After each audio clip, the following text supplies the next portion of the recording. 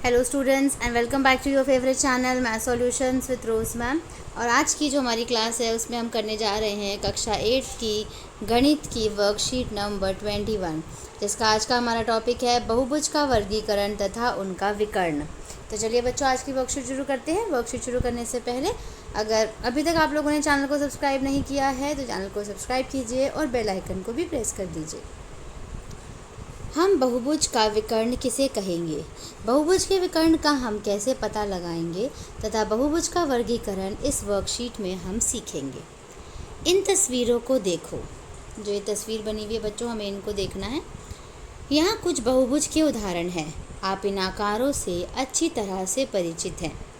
आप इनकी भुजाओं तथा शीर्षों का अवलोकन कर सकते हैं। ये देखिए बच्चों, ये इसकी भुजा हो गई और शीर्ष यानी ये और ये, ठीक है। भुजाओं तथा शीर्षों के आधार पर बहुभुज का वर्गीकरण किया जाता है। उदाहरण, यदि किसी बहुभुज की 3 भुजाएं हों तथा 3 शीर्ष हों तो उसे त्रिभुज कहते हैं। देखिए, जैसे ये त्रिभुज है तो इसकी कितनी भुजाएं हो गई, 3, और शीर्ष कितने हो गए, ये भी 3 हो गए। यदि 4 भुजा हो और 4 शीर्ष हों तो उसे चतुर्भुज कहते हैं। जैसे ये है बच्चों, ये 4 भुजाएं हैं और 4 शीर्ष हैं, इसलिए इन्हें क्या कहेंगे, चतुर्भुज। इसी प्रकार यदि 5 भुजाएं हों और 5 शीर्ष हों तो उसे पंचभुज कहते हैं। देखिए, 5 भुजाएं हैं और 5 शीर्ष हैं। आगे बढ़ते हैं, पहले इसको देख लेते हैं। आप देखिए, बहुभुज का नाम है चतुर्भुज, उसका आकार और उसका दैनिक जीवन में उदाहरण टाइल्स में बेसिकली इस तरह की टाइल्स जो हैं इसमें देखा जाता है। ऐसे ही पंचभुज का आकार और इसका दैनिक जीवन में उदाहरण यानी फुटबॉल। आगे पढ़ते हैं, बहुभुज के विकर्ण। बहुभुज के 2 असंगत शीर्ष जो लगातार ना हों को मिलाने वाली रेखाखंड को विकर्ण कहते हैं।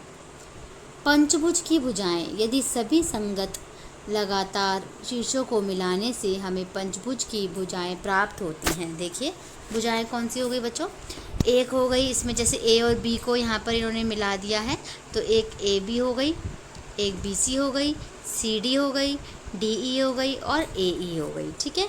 ये पांचों की पांचों क्या हैं, भुजाएं हैं। ऐसे ही पंचभुज के विकर्ण देखिए, सभी असंगत जो लगातार नहीं हैं शीर्षों को मिलाने से हमें बहुभुज के विकर्ण प्राप्त होते हैं। जैसे ए और सी 2 लगातार शीर्ष नहीं हैं। देखिए ज़रा एक बारी, ए और सी को मिला दीजिए, 1 2 3 4 और ये वाला हो गया 5, यानी इसके कितने हो गए, 5 हो गए विकर्ण। A C, A D, B D, B E और सी ई पंचभुज के 5 विकर्ण हैं। आगे बच्चों, आपको यहाँ पे एक टेबल दिया हुआ है। इस टेबल में आपको ध्यान रखना है, बहुभुज के नाम है, आकार है, संख्या है भुजाओं की और विकर्ण की संख्या है। तो इसको मैं जूम करती हूँ ताकि मैं आपको अच्छे से इसको समझा पाऊँ। देखिए, जैसे पहला है त्रिभुज, आकार इस तरीके का होता है। भुजाएं देखिए, 1 2 3 भुजाएं, और विकर्ण इसके नहीं होते बच्चों, इसलिए 0। ऐसे ही चतुर्भुज की 4 भुजाएं, 1 2 3 4, 4 भुजाएं और विकर्ण 2 यानी 1 और 2, ठीक है। पंचभुज देखिए, पंचभुज आकार 5 साइड देखिए, 1 2 3 4 5, 5 साइड हो गई और 5 विकर्ण बनाने हैं इसके, तो 5 विकर्ण हम बना देते हैं। थोड़ा सा समझा देती हूँ आपको, 1 2 3 4, ठीक है, और ये वाला हो गया 5। ऐसे ही नेक्स्ट है हमारा छठभुज देखिए, छठभुज की फिगर और इसके साइड्स 6, 1 2 3 4 5 6, ऐसे इसके कितने विकर्ण आ गए, 9 आ गए। सप्तभुज की फिगर ये देखिए, 7 भुजाएं, 1 2 3 4 5 6 7, विकर्ण कितने हो गए, 14। अगला देखिए, अष्टभुज की आकार ऐसा, भुजाएं 8, 1 2 3 4 5 6 7 8, और विकर्ण कितने हो गए इसके, 20 हो गए। तो चलिए बच्चों आगे देखते हैं। इसके अंदर आपको क्या दिया हुआ है, आओ करें। पहला प्रश्न है, निम्नलिखित बहुभुज बनाकर उसकी भुजाओं तथा विकर्णों के नाम लिखिए। तो पहला है वर्ग और दूसरा है छठभुज। तो पहला वर्ग बना लेते हैं और उसकी भुजाओं और विकर्णों के नाम ले लेते हैं। तो वर्ग आपका ये हो गया, इस तरीके का वर्ग बनेगा बच्चों। इसका नाम दे दीजिए A, B, C और D। और भुजा के नाम लिख लीजिए, मैं भुजा के नाम लिख देती हूँ। एक हो गया AB, BC, CD और AD, ठीक है। ऐसे ही अब इसके विकर्ण के नाम। तो विकर्ण इसके अंदर कितने हैं, 2 विकर्ण होते हैं। एक BD हो गया और एक हो गया AC, ठीक है। 2 विकर्णों के नाम हमने इसके अंदर लिख लिए। अब चलते हैं इसके, आपका ये हो गया होगा, आई होप ये आपका आंसर नंबर 1 का फर्स्ट पार्ट है। अब सेकंड चलते हैं अपने षटभुज पे। ये रहा षटभुज। तो षटभुज बनेगा किस तरीके से।